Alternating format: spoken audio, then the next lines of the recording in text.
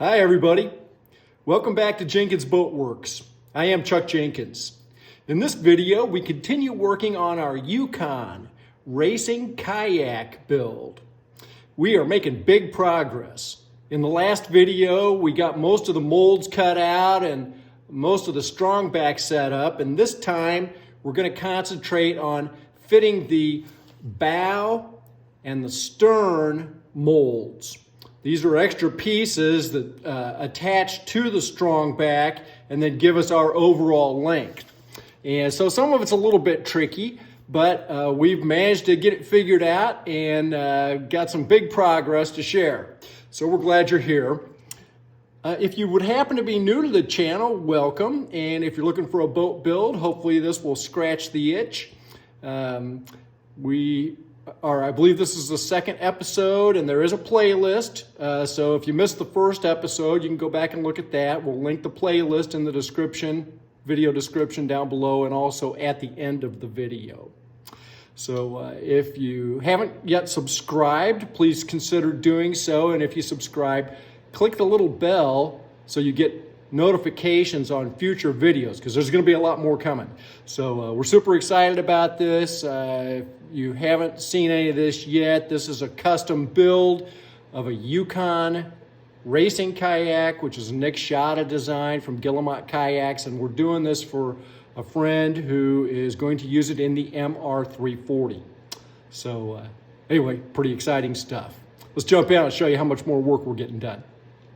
All right, so we've cut out the patterns for the bow and the stern, which is already over there, and took it here on the sander and just got right down to our lines. Now, and so what we got going on here is this goes over the beam, the strong back. So this here would be our shear line. So this is likely deck up here, and this is the hull down here. This is our water line, right?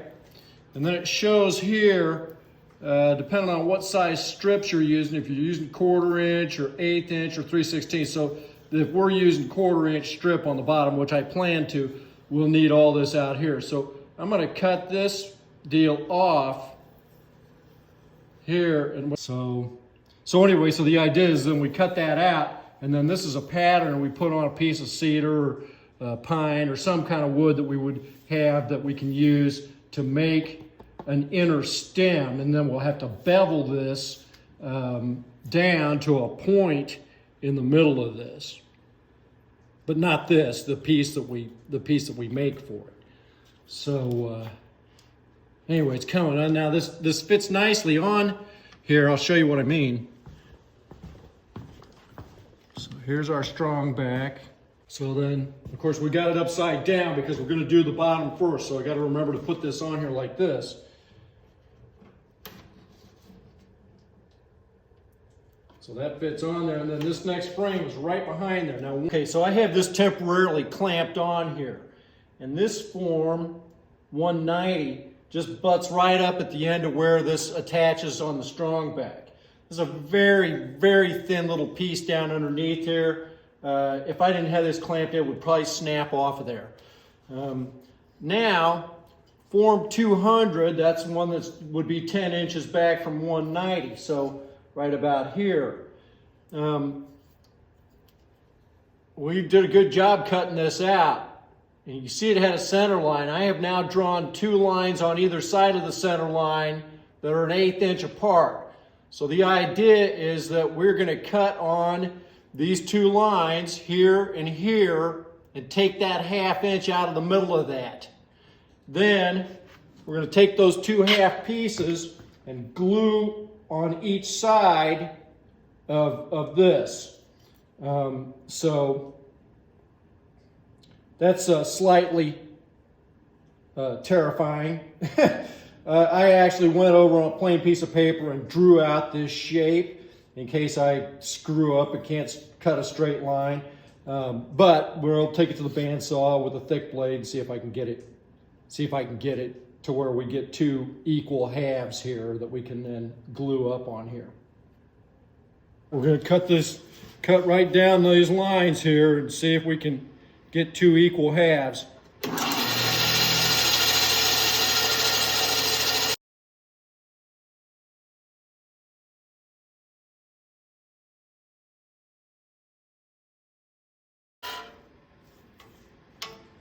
Okay.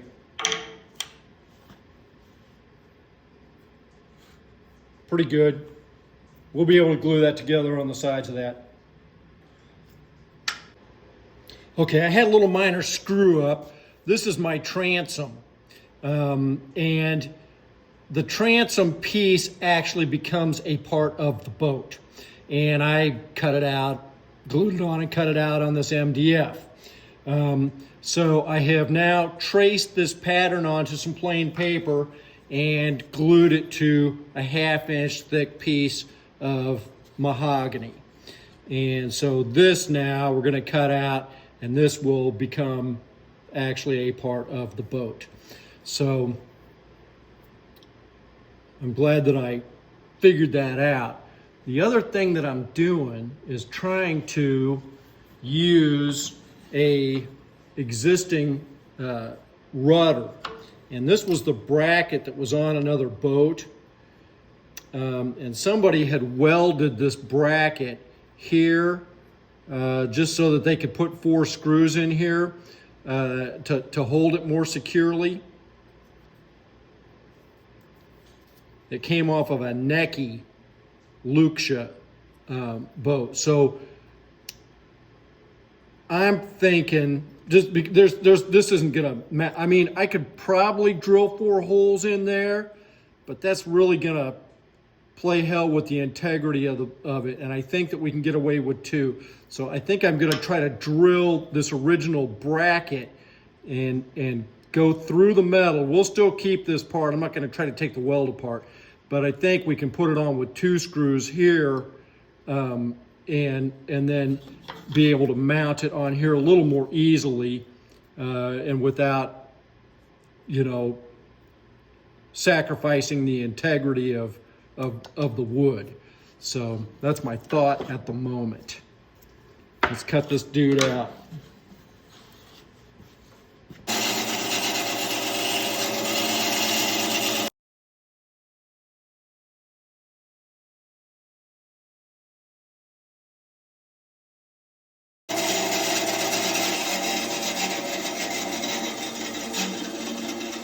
Put it on the sander and get it right, but that looks great. All right, so I have actually mounted this bracket onto this piece of wood so that I can drill this. I got a metal bit, and I'm gonna try to go through here and create 2 new holes through here.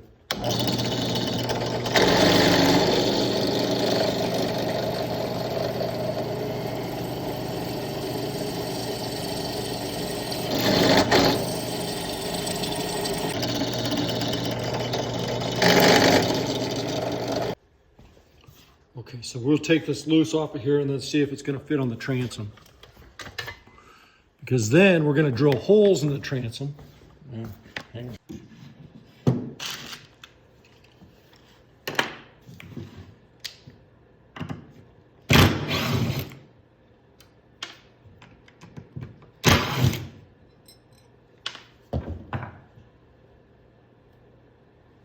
Okay, so we got really nice holes drilled through this original bracket. And based on where those are, here was my original transom piece. We are since cut another one, but we should be able to drill through here and here, attach that to the back of the building jig, and then our holes are already drilled in the transom so that when we go to mount this, we're all ready to go. Okay, so I'm in the process of gluing these halves onto this part of the jig that's going to attach on the back of the boat. So the cool thing about this is you just match these registration lines up. We are putting forms forward of the line. Same thing here. I'm using this Quick and Thick from Type Bond. About 10 minutes and it'll be good enough that we can glue the other side. And in the meantime, we can work on the bow. Yeah. Okay, then I got my transom, of course, so this is gonna have to go on the end of here, which is part of why I drilled these holes. Those holes will represent where the rudder attachment piece will go, but I can also use it to just screw that in there. Because I don't want to glue this to this, because this is part of the boat. So we had cut out our forward mold that'll get attached to the box beam here, and then this is the front of the boat. So what you got to do though then is cut off a piece here that is the what will be the inner stem. So we need a nice piece of wood that's this shape that we can then bevel so that when the planking and the strips come in, they'll come into the front of this and it'll create some structure on the inside of the bow in the front of the boat. So I'm like, well, what do I have any wood? And this is just such an odd shape that we're kind of gonna waste a big piece of wood if we come up with something. Well, anyway, I save all kinds of stuff, never knowing when I might need it. And I actually have this, and it's a piece of mahogany. Well, it's two pieces of mahogany. You can see a little spline in here. It's from a biscuit joint. And I saved this after I cut it out for part of another boat build, well, the Somme Sound that we're also working on. And for whatever reason, I saved this. Well, lo and behold, that will fit right on there. So the only problem with it is that it's too thick. So this is about 3/4 where this is a 1/2 inch. So I'm going to take it through the planer and take it down to a 1/2 inch. And then we'll start doing our beveling on it. We'll draw a line down the middle of it, and then we'll bevel it according to the guide here. So we're doing 1/4 inch. So we're going to need to bevel all the way from here out to the front end of it and halfway on both sides. That'll make more sense later. But in the meantime, I got to get this down to 1/2 inch.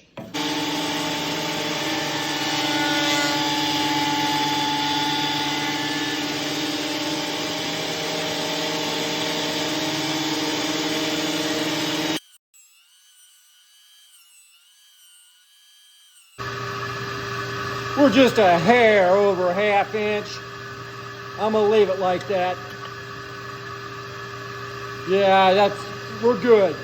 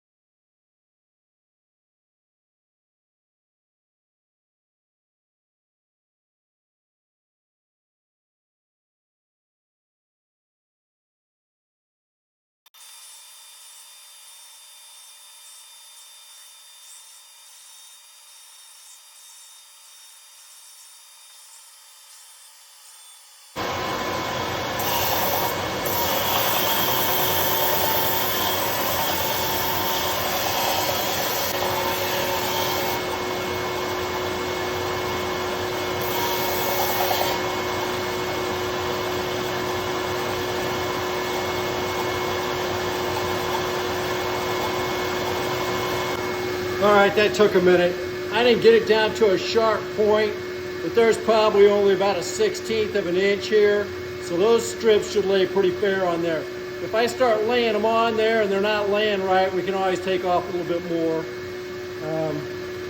I may touch it up a little bit more. There's a couple places that are slightly uneven, but all in all, I think we're probably pretty good. So now we gotta cut this out. All right, so some of this is kind of tricky. First of all, this frame here, what is it? Marked it off of there. Must be number 20. frame at 20. It's got sawed off. We have to cut a 1/2 inch out of these to account for this width. But in this one has to go on the strong back because this is where this mounts. And we remember that our molds mount toward the center of the boat. So I've glued this one on, and we're using our reference lines here and trying to stay on that and, taking advantage of our edges. Now, on the other side, how do you know where it goes? Well, you know that it goes immediately behind this, and we can kind of see through here and see where this other one is. So if we put this on here, we can kind of look at it like that and say, okay, that's pretty close.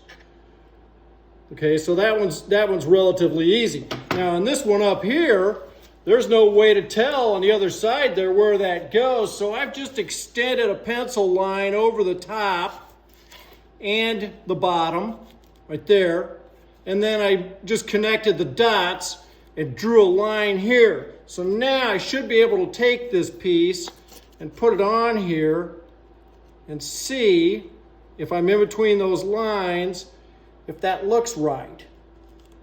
And it does. So that's where we're gonna glue that one.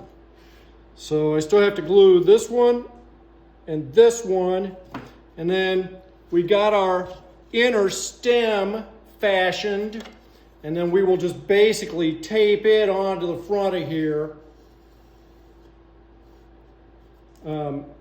to be there to accept planking.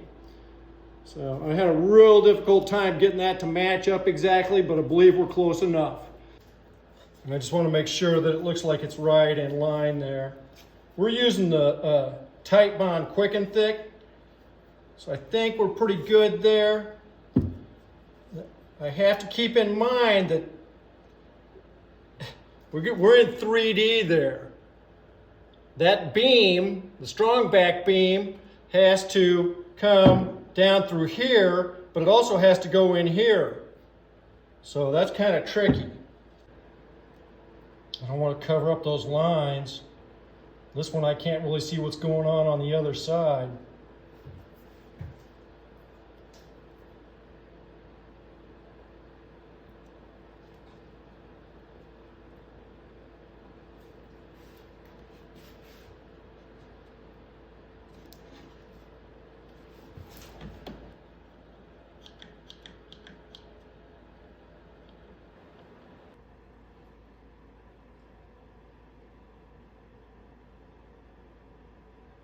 Sometimes you just got to leave it alone. If you like the video, remember to like and subscribe. We'll see you next time.